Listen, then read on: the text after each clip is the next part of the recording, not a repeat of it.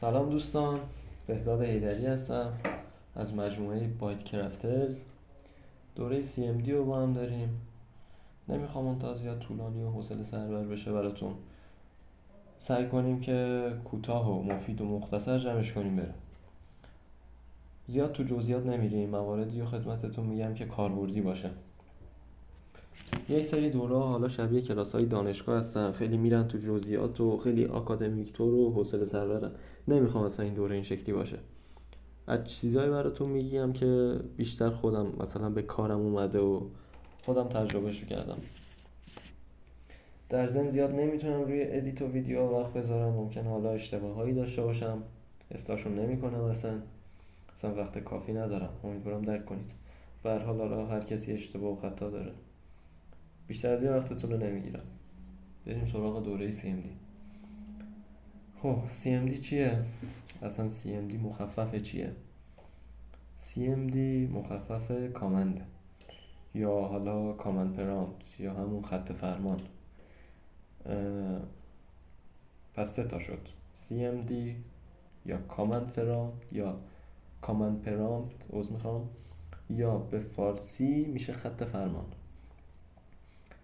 خب CMD چی کار میکنه؟ CMD تفسیرگره، اینو با دقت گوش بدید. CMD تفسیرگر دستورات خطی در سیستم عامل‌های ویندوز می باشد. یعنی چی؟ آقا سیستم حالا ویندوز سیستم عامل زبونی که میفهمه زبون ماشینه دیگه. کامپیوتر زبون ماشین میفهمه، زبون آدمیزاد که نمیفهمه. CMD چی کار میکنه؟ CMD زبون آدمیزاد رو تبدیل به چی میگن؟ زبون ماشین میکنه. ما که نمیتونیم حالا با خود ماشین مستقیم صحبت کنیم، 0 و 1 که بلد، حالا نمیدونم زبان اسمبلی بلدید یا نه. CMD دقیقا همین کار رو انجام میده، میاد زبون ما رو میفهمونه به کامپیوتر. مشابه CMD رو کجا داریم؟ توی لینوکس داریم، بهش میگن حالا ترمینال. دیدید 100%. CMD به کاربر قابلیت انجام عملیات هایی رو با دستورات خطی میدهد. این میشه کتابیش. خلاصه مفید و مختصر. خب آقا چند تا راه برای باز کردن CMD هست. اولی منوی استارته، اینو دیگه همه بلدید. میری منوی استارت، کلمه CMD رو اینجا توی این سرچ باکس سرچ کنید، میاره کامند پرامپت. از اینجا میتونید بازش کنید. حالا این یه راهشه. البته اینجا کامند پرامپت هم میتونید سرچ کنید، فرقی نداره، یا CMD یا کامند پرامپت.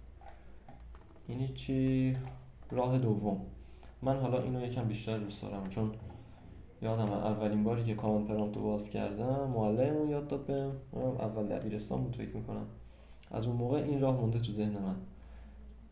کلید وین یا همون حالا استارت یا ویندوز کیبورد رو بگیرید، با کلید آر این دوتا رو که بزنید یه پنجره کوچیکی باز میشه به اسم پنجره ران.